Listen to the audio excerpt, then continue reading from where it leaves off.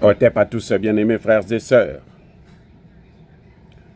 Vous savez que le gouvernement américain a décidé de virer plusieurs milliers d'étudiants étrangers qui étudiaient notamment à l'université d'Harvard.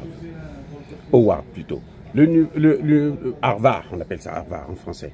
L'université d'Harvard, c'est l'université qui avait reconnu, qui avait milité, qui avait postulé, qui avait lancé le mouvement anti-crime contre l'humanité, crime de guerre à Gaza. C'est cette université qui s'était soulevée, ce sont ces étudiants-là qui s'étaient soulevés. Et pour la plupart de ces étudiants, ce sont des étudiants étrangers.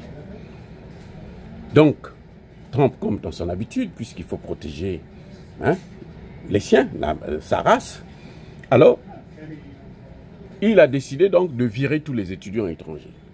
En tout cas, plusieurs étudiants étrangers. Surtout ceux qui avaient participé dans le mouvement. Il a demandé à l'université de lui donner les dossiers, les informations de chaque étudiant. L'université a refusé parce que ça ne se fait pas. L'université n'a pas le droit de donner les données informationnelles, le nom, prénom, âge, d'où il vient, machin, ce qui est... Non, l'université n'a pas le droit de le faire. Et Trump s'est fâché et dit, je veux virer tous ces étudiants. On parle là de plus de 7500 étudiants. Ça, c'est seulement dans l'université d'Harvard. 7500.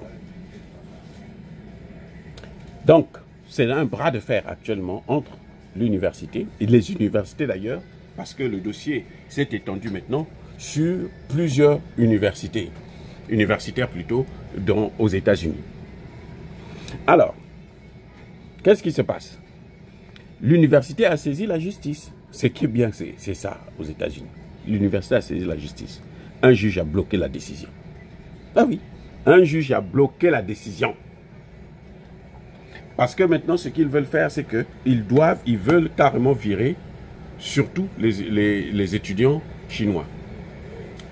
Le ministre des Affaires étrangères, le secrétaire d'État américain, a dit que les universitaires chinois, là, on va maintenant leur interdire les visas. On ne va pas renouveler leur carte de séjour.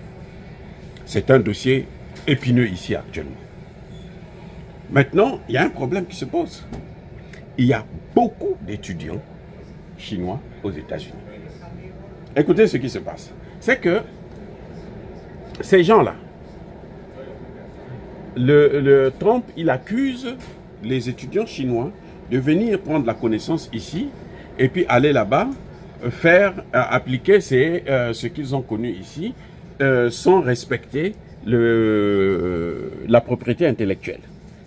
C'est ça qu'on leur reproche. Mais il y a un problème, c'est que les universités se disent, mais attendez, ça c'est une manne, ces étudiants chinois-là, ils ne viennent pas chez nous gratuitement. Ils ne rentrent pas, ils ne prennent pas des cours gratuits. Ils payent pour ces cours-là. Donc, nous, si on fait ça, nous allons avoir un manque à gagner important. Et qui va compenser ça? Voilà là où se trouve maintenant le débat. Le débat est houleux actuellement en ce qui concerne cette situation. Et la justice a été saisie. La justice dit non, nous, on va stopper toutes ces histoires de Trump là, avec les étudiants. Et je veux vous faire savoir une chose. C'est qu'aux États-Unis actuellement, sur 45% des étudiants qui sortent avec des diplômes supérieurs à l'université, ce sont des étudiants étrangers. Les amis, 45%, c'est grave dans un pays comme celui-là. Donc, il y a un problème sérieux qu'il faut reconnaître.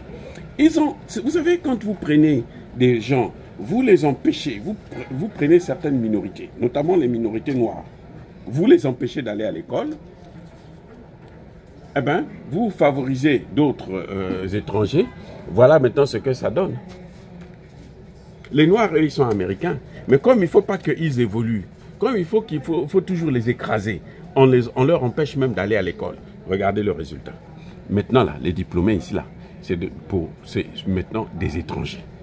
Vous allez faire quoi? Et puis ces gens-là, ils payent de l'argent. Vous allez faire quoi? Voilà le problème dans lequel Donald Trump s'est mis lui-même.